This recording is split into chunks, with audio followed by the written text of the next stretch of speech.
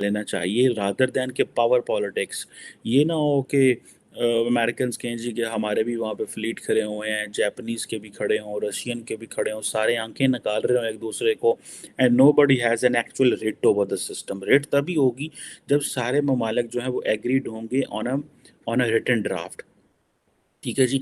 America का problem यह है कि अमेरिका ज़्यादातर डोमेस्टिक चीज़ों में मसरूफ़ है। अभी रिसेंटली प्रेसिडेंट बाइडेन जो है उन्होंने state of the union address किया और उसमें ज़्यादातर डोमेस्टिक बातें ही, फॉरेन पॉलिसी का जिक्र लंबा चौड़ा नहीं किया।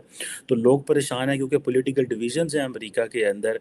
और लेकिन अमेरिका के जो मेजर एलाइज हैं जापान एंड यूके, ये समझते हैं कि हमें वो चीज़ करनी चाहिए। अब कुछ लोगों ने ये कहा है कि कुछ ममालिक ने ये प्रपोज किया है कि G7 में कि जो लंदन एंड टोक्यो जो है दे शुड कम फॉरवर्ड और उनको एक ग्लोबल ऑर्डर लिखना चाहिए। ठीक है जी, और उनको अनाउंस करना चाहिए। ठीक है जी। और ये बेसिकली इंडो पैसिफिक चार्टर के नाम से ये 2020 की बातें हो रही हैं। ठीक है, ये अभी की बात नहीं हो रही। तो India obviously is going to get the centre of the attraction. यहाँ पे मैं क्वेश्चन करता हूँ अक्सर अपनी पाकिस्तानी लीडरशिप को। पाकिस्तानी लीडरशिप जो है वो एक चीज़ चाहती है और वो ये चाहती है कि इंडिया को वेस्ट एशिया में नहीं आने देना। इंडिया को वेस्ट एशिया में ना आने दें, इंडिया को अफगानिस्तान इधर नहीं आने दें। दैट इज़ वाई हम we have reach to the conclusion कि जी मॉस्को में समिट हो रही है, हम पार्टिसिपेट ही नहीं करेंगे। Because India will have a influence over central Asian countries, over Iran and over Russia. ठीक है, चाइनीज़ हमारी बात मान भी लेंगे, लेकिन हमारे पास वो जो एक प्रॉपर एक मल्टीलैटरल कंसेंसस है वो हम इस्टेब्लिश नहीं कर पाएंगे। और हम इंडिया की हर बात को नेगेट करेंगे, वो हमारी हर बात को नेगेट करेंगे। तो ये अगर हम अफ़गानिस्तान के ऊपर जो मैं समझता हूँ, हम ये कहते हैं कि हम बस एक दीवार खींच दें, इंडिया को इस तरफ ना आने दें, अफ़गानिस्तान और इस साइड पे उनको हम उधर ही रहने दें। और अगर इंडिया जो है उसने इंगेज करना भी है सेंट्रल एशिया और अफ़गानिस्तान के साथ और बाकी ममालिक के साथ, तो ठीक है, सी रूट्स हैं वहाँ से जाएं। और जैसे वो पहले कह रहे हैं, या नॉर्थ साउथ कॉरिडोर वगैरह सारे जो इस्टेब्लिश हुए हैं।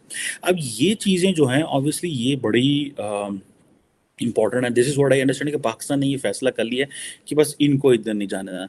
उधर इंडो पैसिफिक में जाने के लिए पाकिस्तान ने अपने ऊपर बैरियर लगा लिए हुए हैं। बैरियर क्या लगा लिए हैं? और जी क्योंकि जी इंडो पैसिफिक सारी जो डॉक्ट्रिन्स हैं, ये चार्टर हैं अगेंस्ट चाइना है, और हम तो चाइना के दोस्त हैं, तो हम उसमें कैसे हिस्सा बन सकते हैं?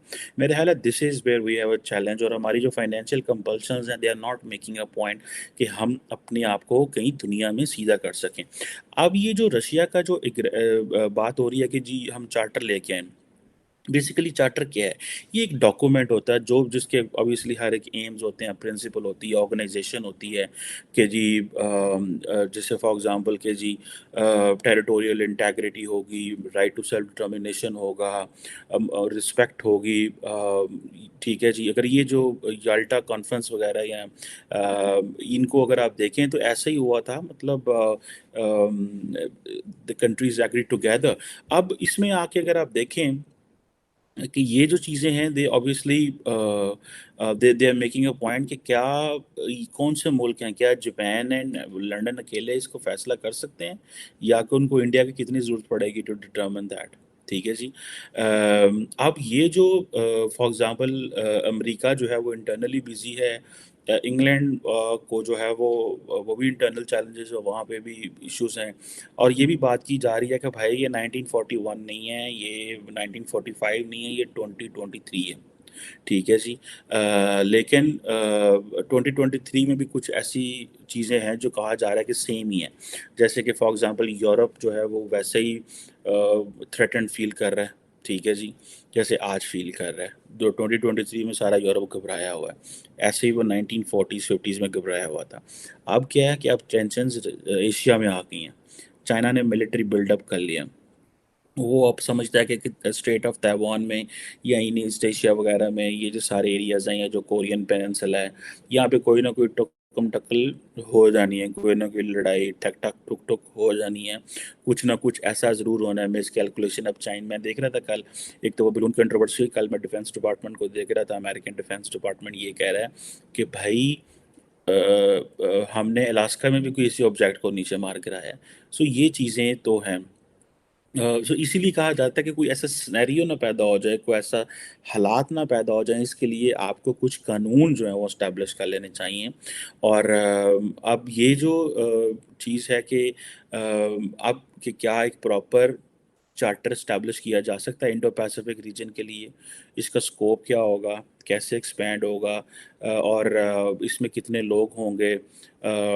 हाँ, जापान ने भी रिसेंटली अपनी सिक्योरिटी डॉक्ट्रिन्स, और जापान का एक आर्टिकल है, आर्टिकल 9, जिसके तहत था कि जी हमें फ़ौज नहीं रखनी चाहिए, अब उसको भी वो चेंज कर रहे हैं।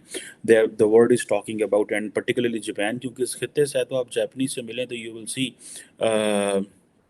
बेसिकली ये जापानीज़ ने ही सारा कॉन्सेप्ट दिया हुआ है। अगर आपको याद हो कि जो फॉर्मर क्या नाम है, जो जापान के वज़ीर आज़म साहब थे, शिंजो एब, उन्होंने बेसिकली ये इंडो पैसिफिक एंड क्वाड की बात की, और इंडियन पार्लियामेंट में खड़े होके और free and open Indo Pacific की बात की। और ये जो किशीदा साहब की गवर्नमेंट है, ये उस रोड मैप पे ही चल रही है, और आगे पीछे नहीं हुआ। इनिशियली तो बड़े दुनिया को परेशानियाँ थी कि ये क्या करेंगे, लेकिन ये ऑब्वियसली ये